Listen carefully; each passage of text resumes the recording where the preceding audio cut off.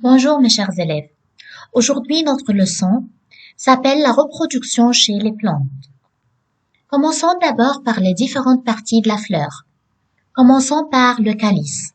Le calice, c'est le niveau externe des feuilles florales et ces feuilles sont nommées sépales. Le calice a la couleur verte. Son rôle est de protéger les parties internes de la fleur, surtout avant qu'elle s'ouvre. Ensuite vient la corolle. C'est le niveau qui suit le calice. Ces feuilles sont appelées pétales. Couleur vive et odeur agréable pour attirer les insectes qui jouent un rôle très important dans leur reproduction. La corolle protège les organes reproducteurs de la fleur.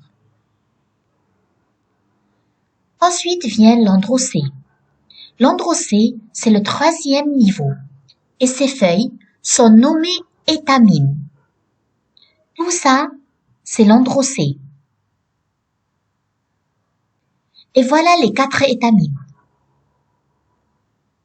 L'étamine se compose d'un filament qui se termine par un gonflement, un petit sac, voilà, appelé anthère. Cet anthère-là a 2 lobes, c'est-à-dire 2 parties. Chacun se compose de 2 chambres, renfermant à l'intérieur les graines de pollen. Les graines de pollen, mes chers élèves, ce sont les cellules mâles de la fleur. Ensuite, voilà l'androcée, voilà les 4 étamines qui se composent d'un filament, un filet et un anthère. Ensuite vient le pistil, cette partie rouge.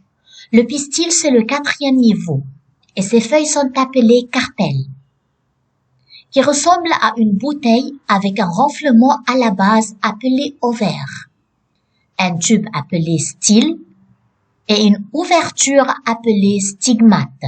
Voilà. L'ovaire, cette partie, contient les ovules. Les ovules, ce sont les cellules femelles de la fleur. Le sexe de la fleur. La plupart des fleurs ont des organes reproducteurs mâles et femelles ensemble. Elles sont appelées bisexuées ou hermaphrodites et ont pour symbole ce symbole rouge-là.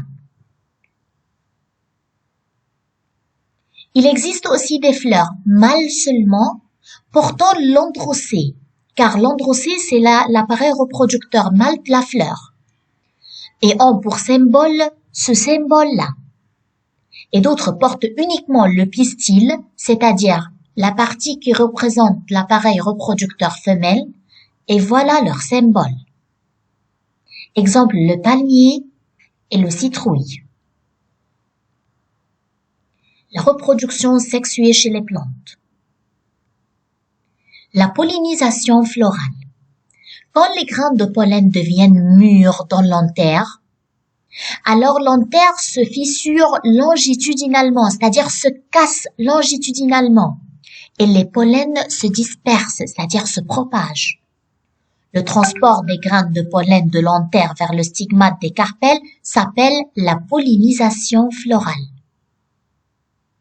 Il y a plusieurs genres de pollinisation florale. L'autopollinisation, c'est-à-dire les graines de pollen se transmettent des anthères vers le stigmate de la même fleur. À ce point-là, la fleur doit être bisexuée ou hermaphrodite, c'est-à-dire la fleur doit contenir les deux organes reproducteurs femelles et mâles dans la même fleur.